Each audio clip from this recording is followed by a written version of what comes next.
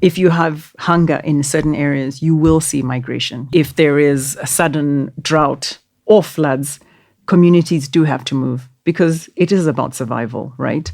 And if now there's clashes based on that, we've seen the clashes based on access to water. Yeah. As basic as that. And that water is meant to feed you. It's meant to enable your agriculture product to survive, your family to thrive. So in general, I think now we should be now viewing food security as national security. Food security is often framed as a problem of agricultural production, but when food becomes unaffordable, when harvests cannot reach markets, or when countries depend on fragile external supply routes, the consequences can become economic, political, and strategic. Our guest today is Thule Lenneiye, Chief of Staff at AGRA. Her career has crossed technology, government delivery, agricultural investment, climate resilience, and continental food system leadership. Before joining AGRA's senior leadership, she coordinated Kenya's Agricultural Transformation Office. Today, we ask what it means to treat food as national security, what Africa must build to feed itself more reliably, and how the continent can work with the world without surrendering control of its food systems. From Cairo to Cape Town, Lagos to Lamu, 54 nations, one continent, countless perspectives. Hi, I'm Wawero Njoroge. Welcome to Panel 54, a global perspective through an African lens. This is the podcast where we unpack power, policy, people, and the paradoxes that define our time, with nuance, with history, and with a deliberate commitment to context.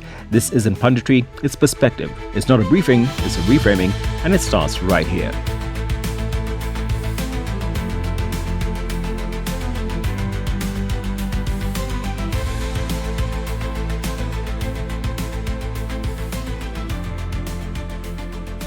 Thule, welcome to Panel 54. Great to have you here. Great to be here.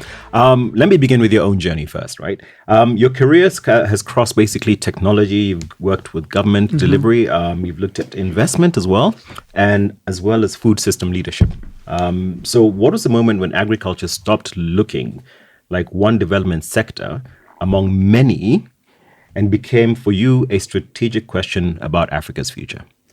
Yeah, thanks for the question, Wawero. I'm so glad to be here. I think for me, the biggest one was based on Maslow's laws. Okay. Right? Yeah. Food is the critical item for everyone.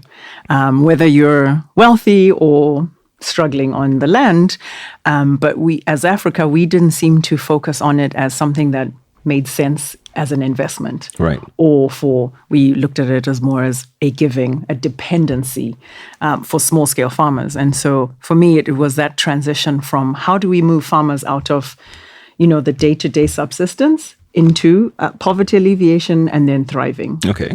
Because in the end, as we know, even, our mothers who worked on the lands, for those of us that did, they were the basic economists. And so they understood there was value, there was inherent financial value to food, both for the family to survive as well as for your economic prosperity, for you to get to school, for you to pay school fees, for you to pay your medical bills. Right. You had to sell the extra grain.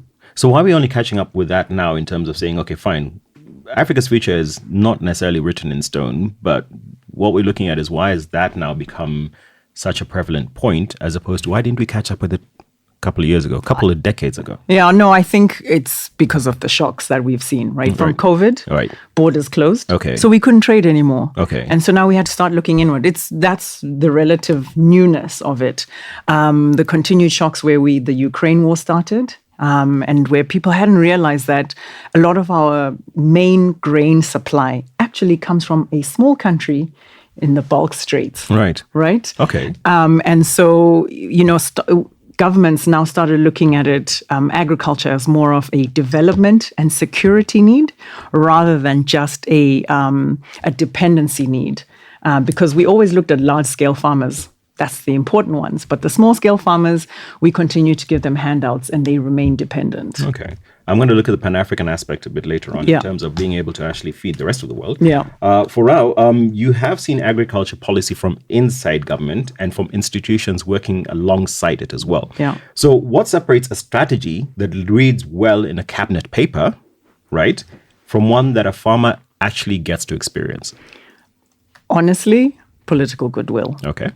So there's the need for a minister, or in Kenya, we call them cabinet secretaries, to really believe and to drive the agenda of their ministry, to push for budget allocation, to ensure that their policy teams in the directorates, in the state departments are empowered and enabled to do and implement the work.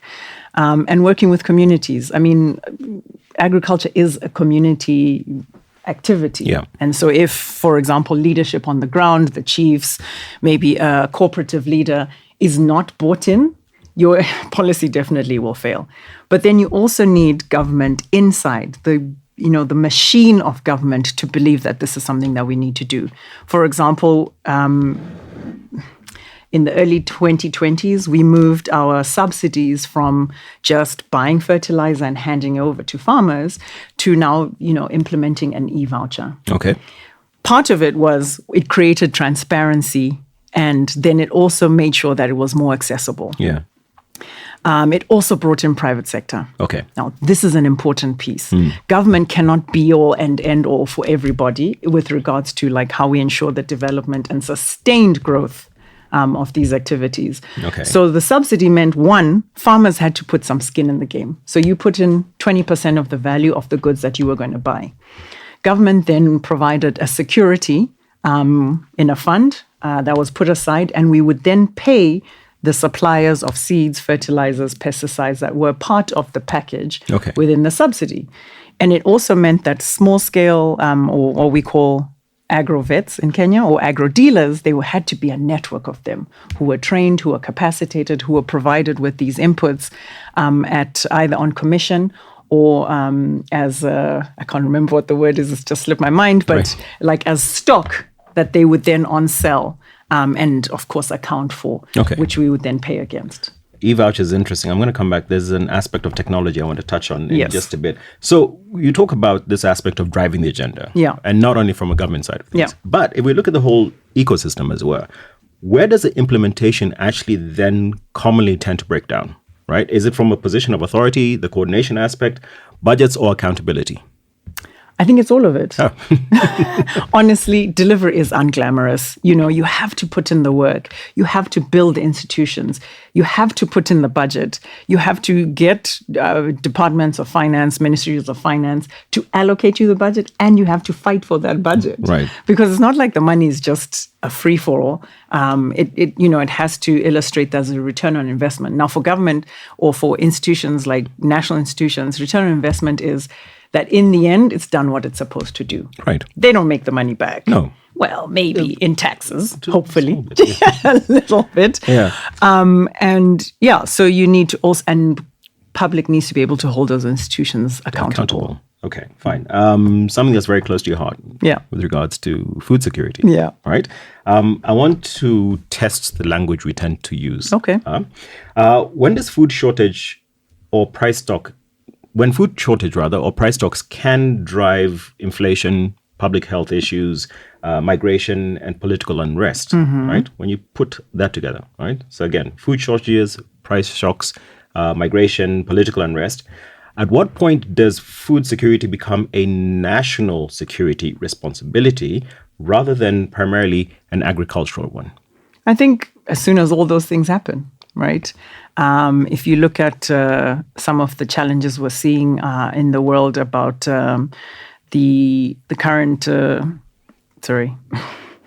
the current wars or conflicts, right? It's an issue of food security.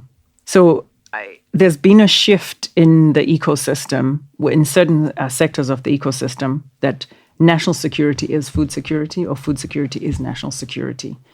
If you have hunger in certain areas, you will see migration. We see it in Kenya from the north coming down south. If there is a sudden drought or floods, communities do have to move because it is about survival, right?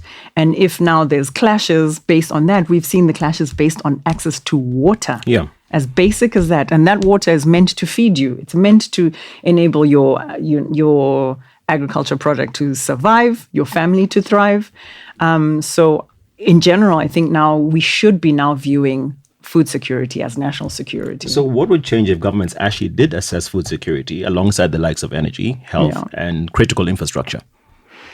They would be more integrated. I mean, one of the things that I definitely learned when I spent time in government was if we don't talk to each other, then it will continue to be seen as something that's like, oh, agriculture.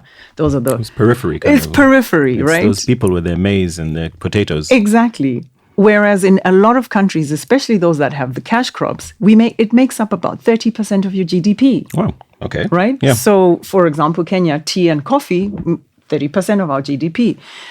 In South Africa, similarly, I mean, of course, they have extractive industries as well. But food crops do have value. The challenge is on the continent, we invest in the raw commodity, export that, and then re-import canned goods, processed goods, dry goods, when ideally what we should be doing is creating an enabling environment to process those goods so that we can produce locally produced items. If you look at Indomie, the noodles.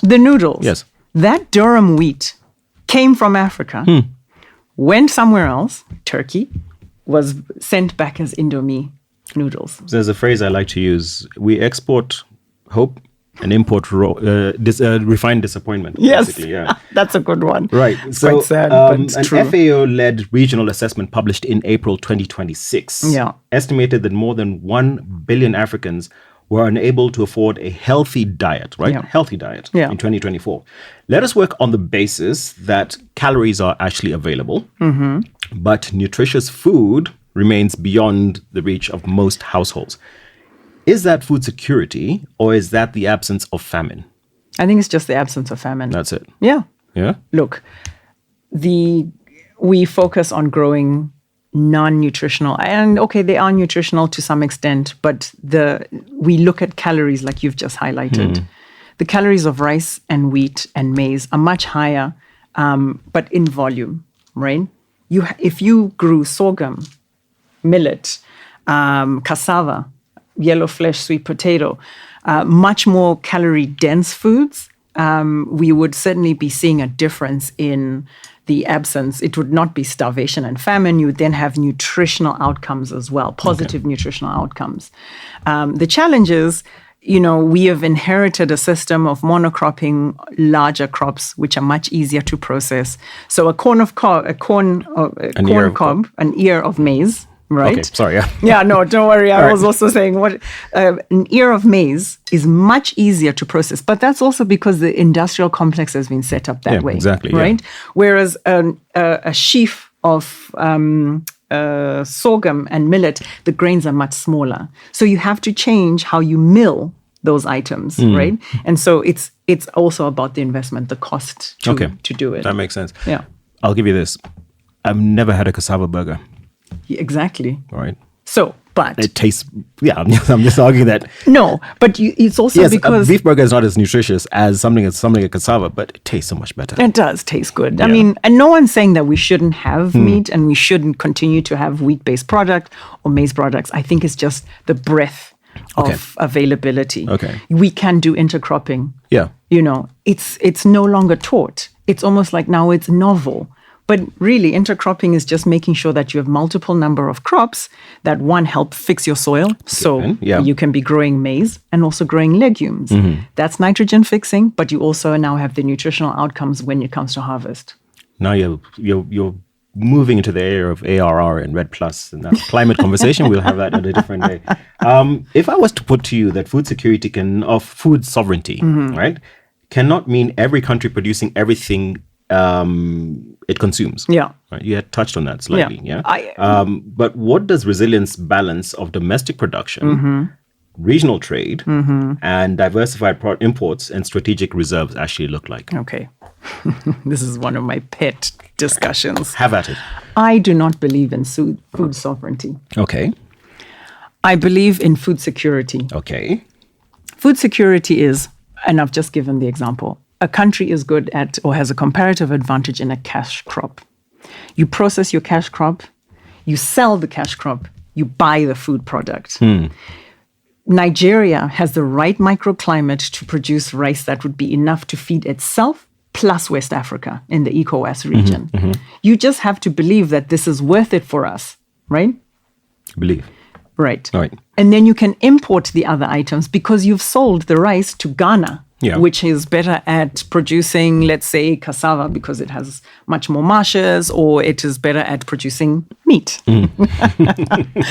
I believe that food sovereignty has been abused a little bit because of these the conflicts that we experience, and everyone has now become more insular and closed. And I think this is part of the work that a lot of the regional economic blocs have on their backs, as well as AFCFTA on its agri-food trade position. I think it's important that countries, especially in Africa, believe in trade between each other. And that's what I was asking. Here's the challenge, Africa though. Generally. Yes, let's go. A ton of maize coming from Argentina and landing in Kinshasa is 1/3 the price of the same ton of maize moving from Zambia to Kinshasa.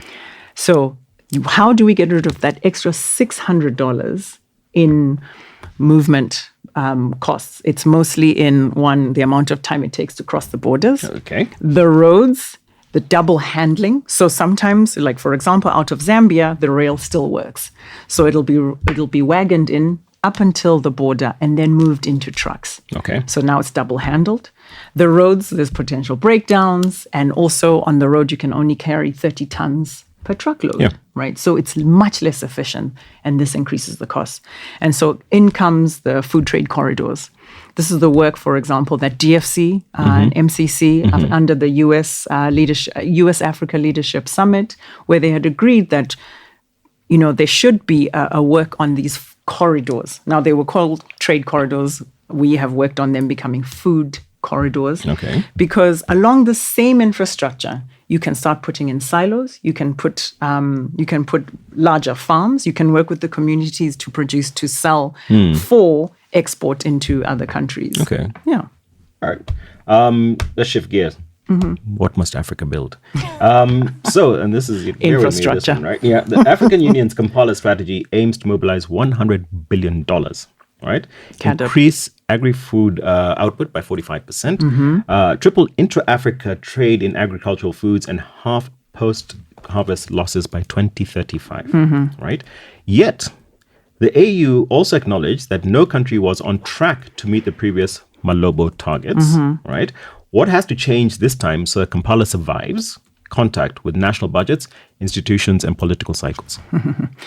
So the first thing that, as I highlighted earlier in our discussion, is having the right institutions. And they need to be at national level. They need to be sitting within the bane of some people's existence. They need to be delivery units that sit at a national level. Right. Now, let me give you the example. Yes, you cringed because I said delivery unit. Yes, exactly.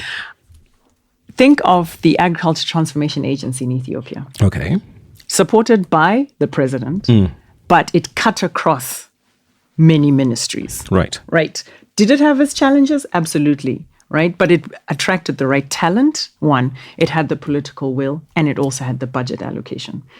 So Ethiopia moved from being a deficit importing country on wheat to now having excess wheat that they have in storage, that they can feed themselves, and they can actually export. So that's the first focus, right? The incoming governments, as they come and as they go, need to believe in CAADP. It's called CAADP, the Comprehensive Africa Agriculture Development Plan. The $100 billion target is mostly from private sector. Now, don't do things like closing your borders. That's I was going to ask. Trade bans. Making sure that this changes in tariffs. Making sure that you have incentives, but these are long-term incentives. And I think part of what society, us as ourselves as the constituents, also need to realize that it doesn't take 1 year. It doesn't take 2. Sometimes it takes 3 to 5 years. And so, but it's sustained commitment. It's not a knee-jerk reaction. It has to be consistent. It's not a sprint. Yeah, it's not a sprint. This is a marathon. And unfortunately, I think because of, the cycles of, the political nature of things, agriculture has now become a weapon rather than it being an enabler. And so we also, as the people who then support this ecosystem where I work currently, we're looking at investments in post-harvest loss. You're looking at making sure that you're creating the enabling environment through policies so that agriculture investment is treated appropriately through prudential guidelines through the central banks, work on markets and trade, as well as making sure that the right seed variety is available. Otherwise, sometimes that's also part of the challenge. Aspects of insurance as well. Yes, as well as insurance, right? So part of the inclusive markets and finance piece is making sure that, okay, Africa is going to increasingly suffer from shocks. We've seen it. Climate shocks, drought. Then the next season, it's floods. So how do we ensure that those farmers are supported and they become more resilient? But part of it is also that they've diversified their crops. So it's not just one thing. Not dog with a bone. It's many things, and all these things have to come together to make sure that we end up having a more resilient food system, but also ensuring that our farmers are then more resilient economically. Okay, this might talk to that aspect right now. Yeah. Statistically, only around 6% of Africa's farmland is irrigated. Yeah. Right? Leaving much of the continent's production exposed to increasingly unreliable rainfall, like you've talked about. Yeah. If the governments cannot actually fund water, they cannot fund soil restoration, if they cannot fund seed systems, they cannot fund... can't, or they choose not to. Let's say if. Right, okay. If, right? They cannot fund energy and extension services at the same time. Which constraints should be treated as the first domino that will knock everything else down? Interesting. The first domino. I still believe the policy piece. Okay. Right? If these institutions also agree on the incentive for someone to come and set up a solar-run irrigation. Okay. Right? But let it be private or let it be community-owned. That would then be the first one. Then also encouraging, like I highlighted, why are we fixated on certain grains? Right? Why can't we go back to our ancient grains, to our traditional grains? Those are what are then helping ensure that you're restoring the soil and you're maintaining nutrients as well as the soil cover so that when you do have a flood, because this takes some time, when a flood happens, the soil at least doesn't lose as much. I put it to you this way. Yeah. The reason why we might not be going back to those traditional aspects is because A, I think there's a lack of knowledge, education-wise. Certainly. B, we are an instant coffee generation. Right? For water, they have coffee. Yeah, we don't have the time to let it percolate. And I'm not saying it in a bad way. I think obviously what you're talking about makes a lot of sense. But until we can get either the farmers or the policymakers to actually understand where you're coming from that perspective, we might be trying to push water uphill. Yeah, but also private sector needs to play its part. So that aspect of the government cannot fund it. Then how do you appeal to somebody in private sector to say, this is the benefits we can see? I mean, it would have to be here's my pitch deck. Here you go. And this is what we expect. And this is your ROI. You can't talk about ROIs at that point in time. But you see what I'm saying? It's, yes, but you definitely have to have private sector coming in. You can talk about ROI. Okay. Right? Human lives saved.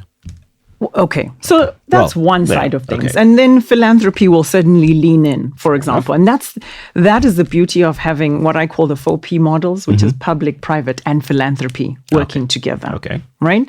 Philanthropic money has the ability to take on a lot more risk because it's philanthropic.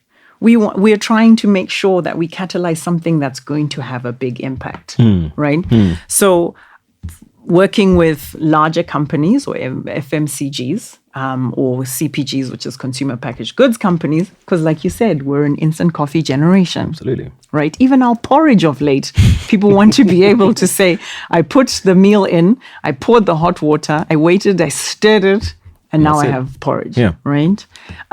You can produce those items, but you have to believe that you have to make it taste good, like you highlighted. A beef burger versus a cassava burger. But there's some very good meat alternatives out there, by the way, but that'll be for another conversation. When we next meet, you'll take me somewhere where I can actually have one and we'll have that test. Right. Here's an uncomfortable truth or an uncomfortable part.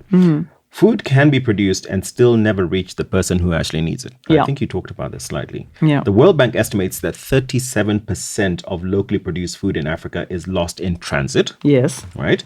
While African food supply chains are 4 times longer than those in Europe. Yes. You talked about that as well. So where's the quickest practical opportunity to reduce that loss? Local consumption. That's it. That's it. Okay. Localized Consumption. Mm-hmm. We need to build industries in our local communities or closer to our communities, right? Okay. Yeah. I know that the challenge is, do they have the buying power? And that is also part of why we know that we've seen a drain from rural to urban migration because the opportunities simply just aren't there.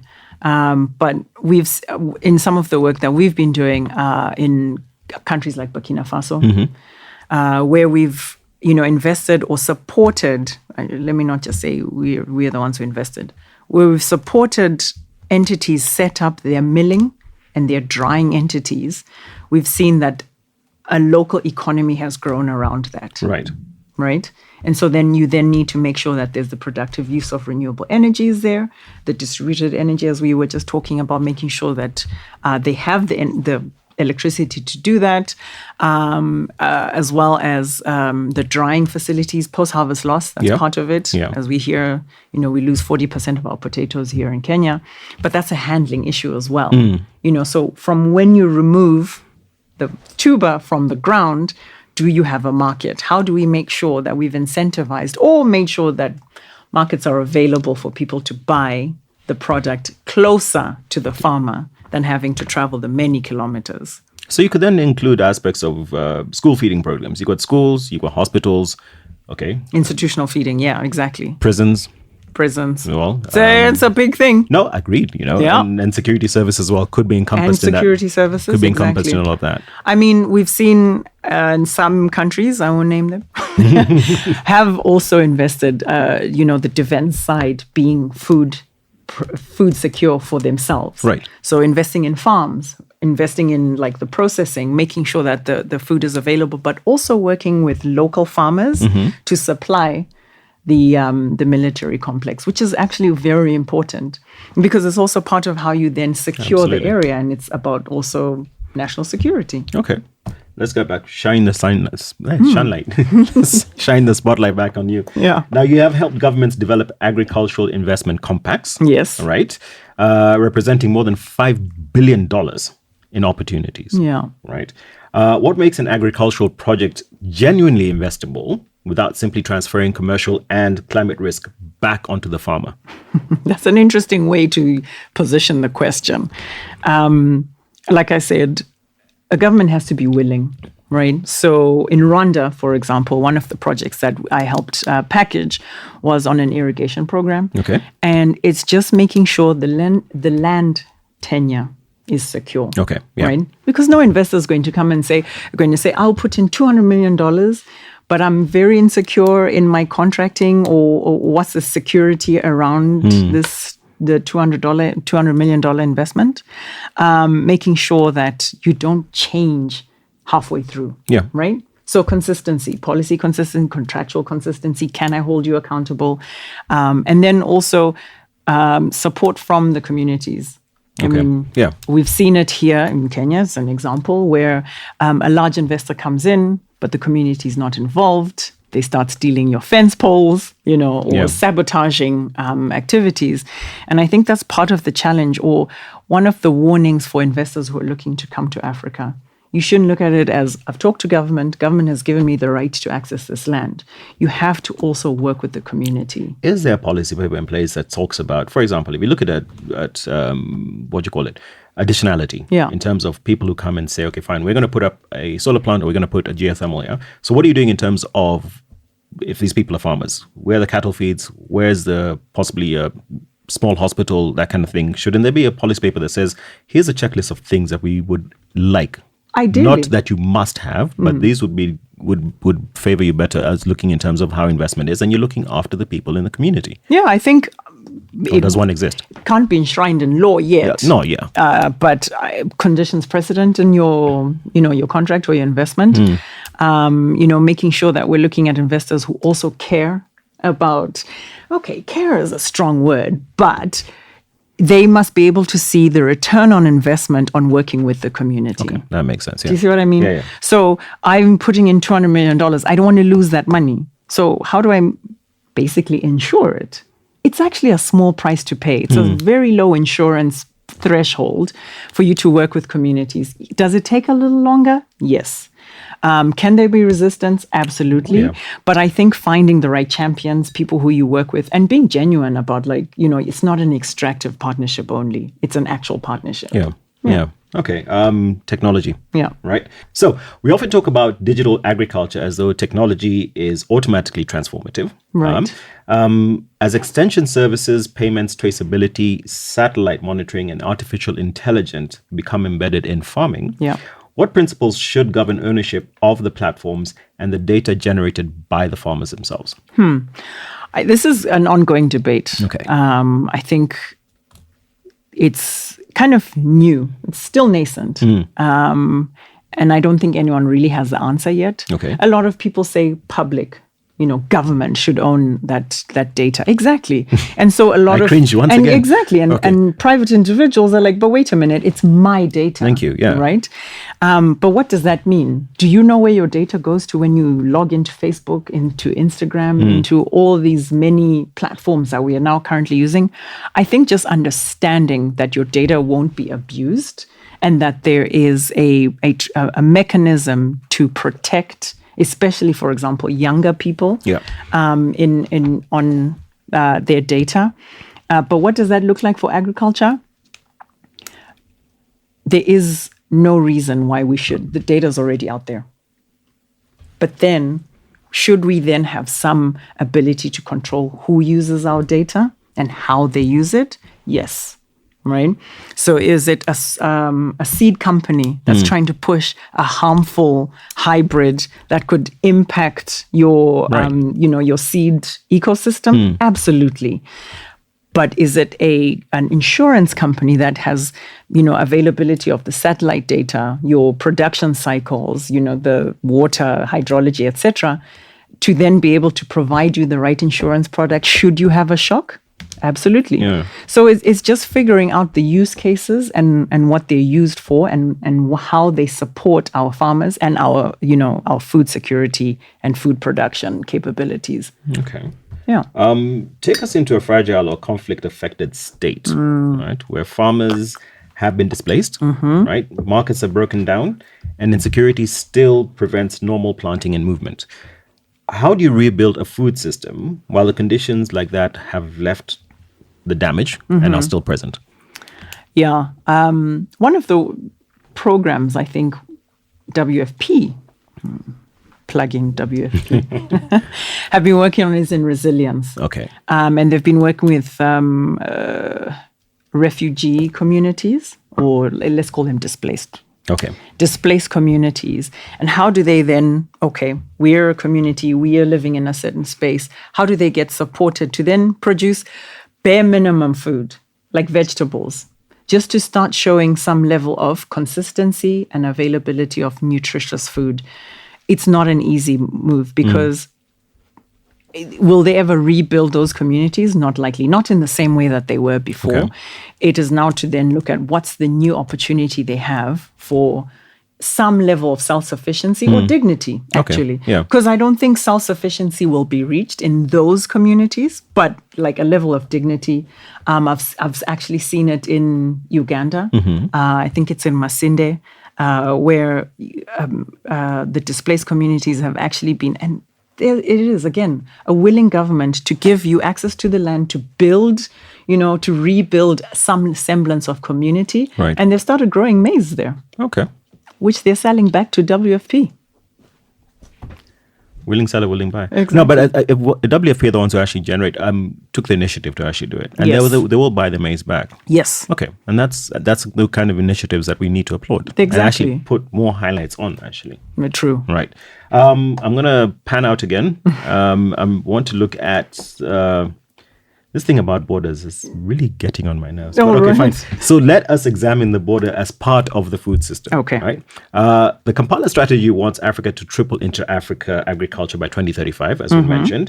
Yet food still encounters unpredictable customs procedures. We've talked about this. Yeah. The aspect of weak laboratories, and you talked about now shady seeds, poor transport corridors, right, and non-tariff barriers. Yeah. Yeah.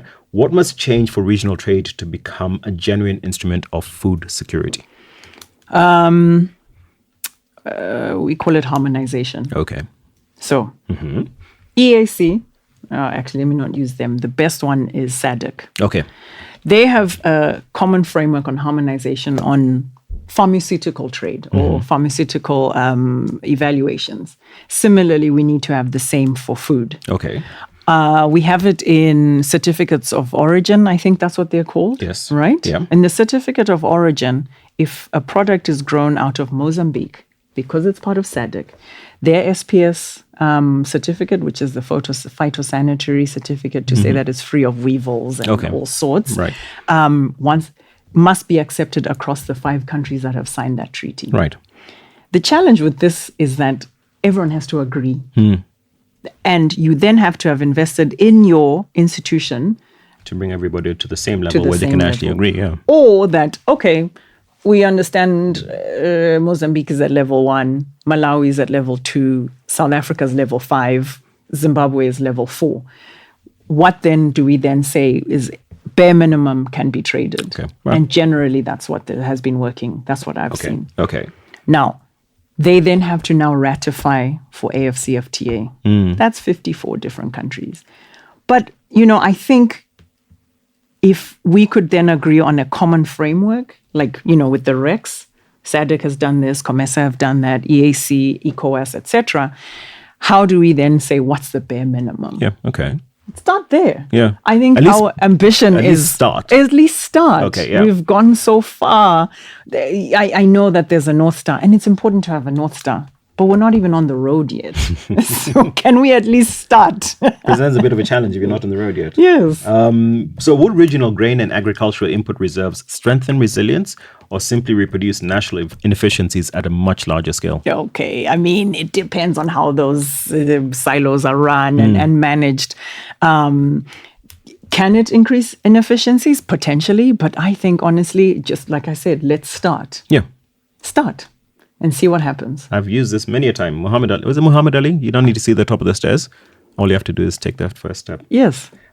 So for an American audience, Yeah. right, let's look at that aspect. Engagement with African agriculture is still frequently presented through aid and humanitarian assistance. What should African governments be asking the United States to contribute if the objective is to build lasting African capability rather than permanent dependency? Yeah. I mean, I mentioned it earlier, the issue of the food corridors. There's great opportunity there for investments. Okay. Right. And I think governments should be saying, we're an investable opportunity, and here it is. Not just on extractives, but aligned with extractives. Like I've said, okay. Yeah, So okay. let me give you Lobito Corridor as an example. Lobito Corridor is the southern corridor. Lobito Port is in Angola.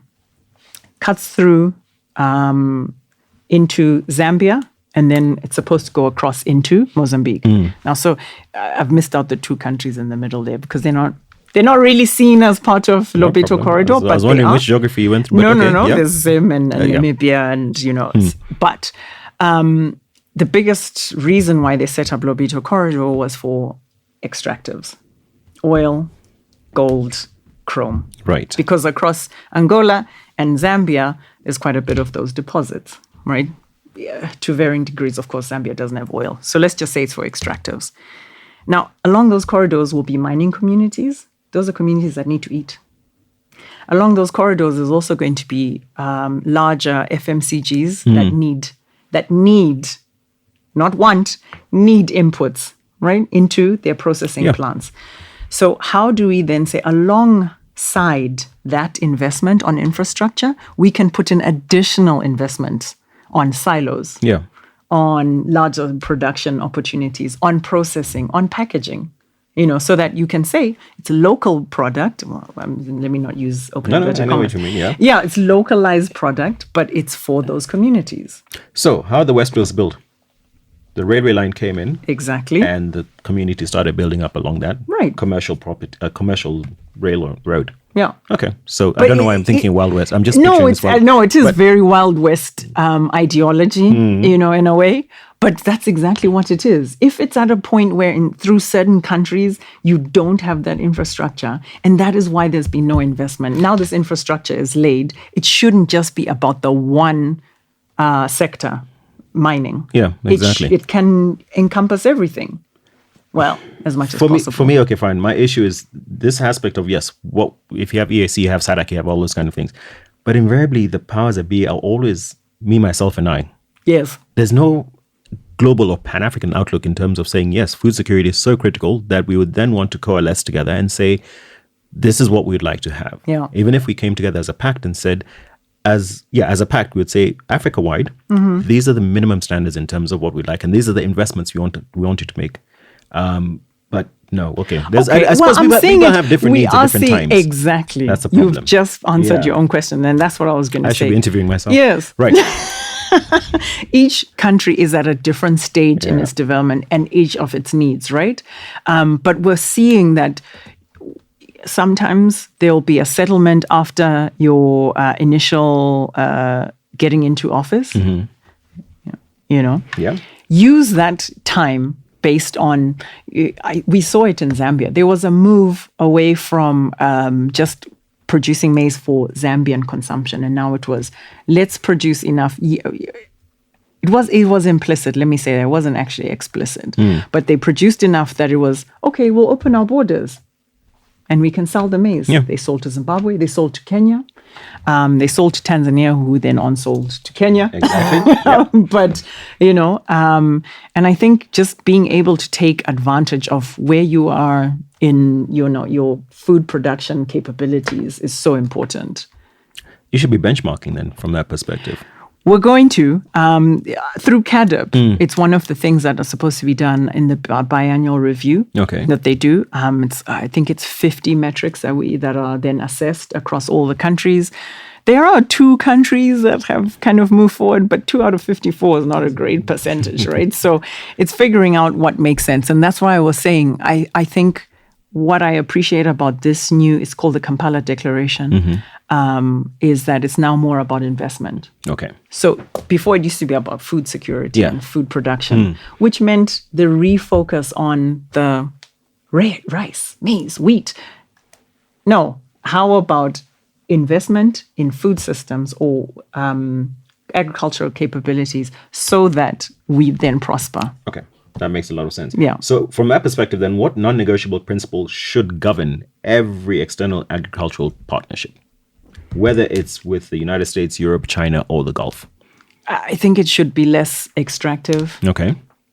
Some of the investments that we have seen, I'm not going to name any, it is about we'll invest here, we'll grow the food, and it'll all be exported. So what value has your country gained? Okay, potentially some taxes. Yeah. But if there is a way to have a more balanced transaction where there is some food that's sold into your local economy and then the rest can be exported, right? But also don't leave the soil completely depleted. That's the other problem. That is also the other problem, right? And making sure that at least I don't want to say regenerative because there is connotations behind that, but, it does regenerate the soil and make sure that you've not left it worse off than when you started. Yeah. Okay, I want to try and start bringing this around. Suppose you were given 5 years. Full political authority. Okay. You're the boss, kabisa. And protected budget. Okay. So you're not only the boss, you got protected budget as well, right? What would be your first 3 actions to make an African country's food system more productive, nutritious, and resilient? Okay. 1, I would create a tax incentive for mechanization as well as irrigation. Okay. I would work with the other ministries right? Like the Ministry of Water, Ministry of Land, to ensure that, okay, so the tax incentive, like I said, that's finance, to ensure that we continue to have the access to water, because sometimes that's also part of the challenge. Yes.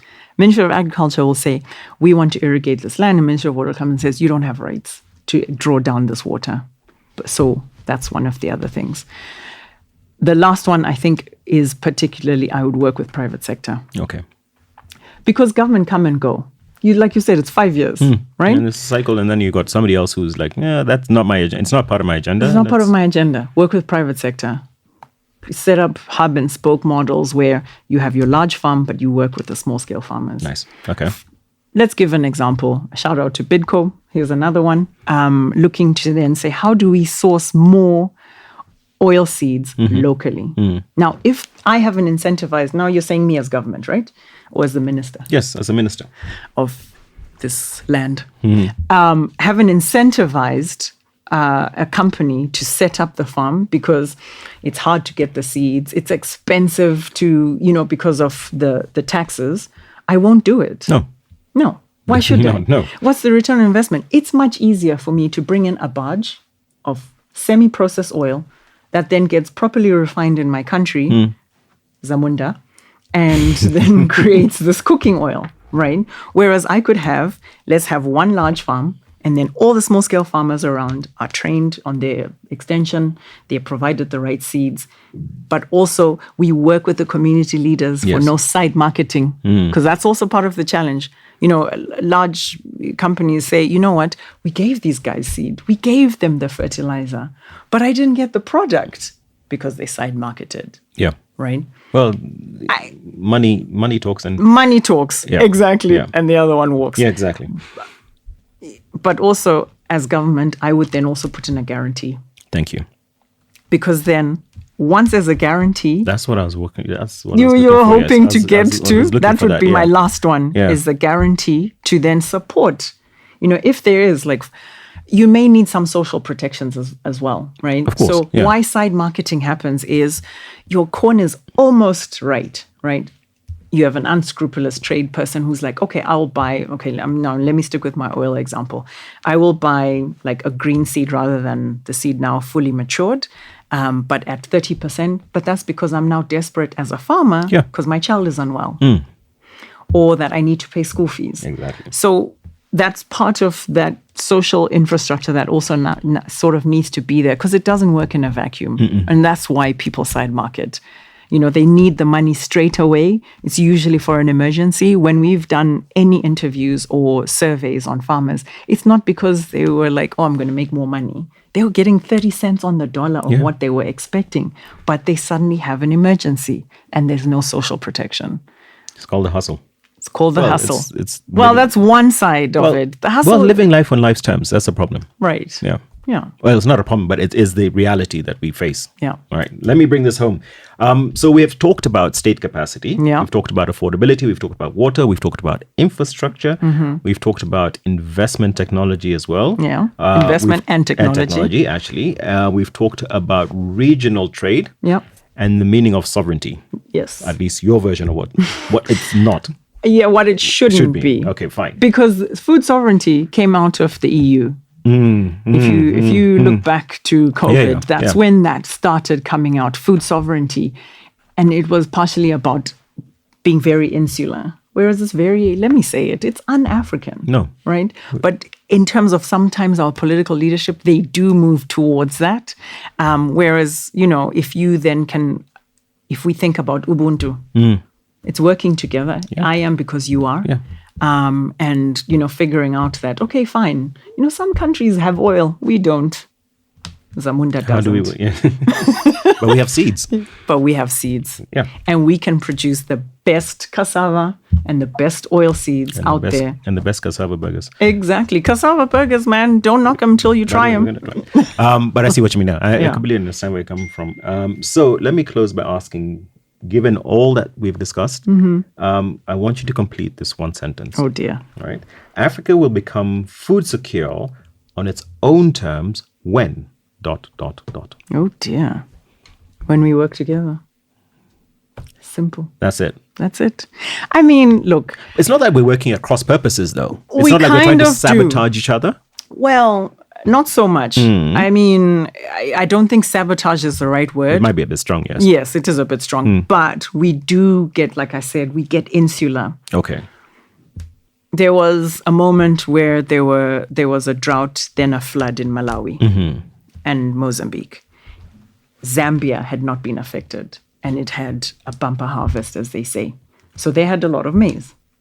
But because if you don't have the technology to monitor where are we at in our grain reserves, how much do we have, how much do we actually consume? You know, you have 10 million tons, but in effect you only eat 3 million. You can afford to send out, to export the 7. They put a trade ban on their maize because it was now, oh my goodness, everybody's asking for our maize and we don't know where we're at, right? Okay, yeah, okay. Do you see what I mean? Yeah. And so you have institutions like AGRA and a few others who then have to step in and negotiate and explain that actually, you know, if you look at the data, you're very secure. You can afford to even export half of your, you know, what you have in storage, because also you have more coming in the next season. Yeah. Right? And so you need to create the space, and you need to then also generate the revenue from those sales. So just continuing to understand that it's less about me, ourselves, and us. That's what I'm saying, Ubuntu. Okay. I know it might be a little altruistic. Wow, we've been hanging on to it for a while. It's something's going to give. No, and saying it, we now have to do it. Yeah. And so the action aspect that follows a declaration. Yeah. You know? Yes. Yeah. But one must see some value from it. And so you can already see, for example, here's one value, and it's not anything in agriculture. I'm sure you've been hearing about Dangote's IPO. Of course. It's already oversubscribed. There is a minimum ticket. I won't say how much it is, but it's enough. Yes. That it's oversubscribed. So it means the value is out there. People see the value of Pan-African, because this is not just Nigerian investors looking at that IPO. So how do we then create the same value in agriculture? But if you look at the values, if you look at the documentary, there's a documentary that came out in terms of his values and how he perceives the African continent and what potential it has.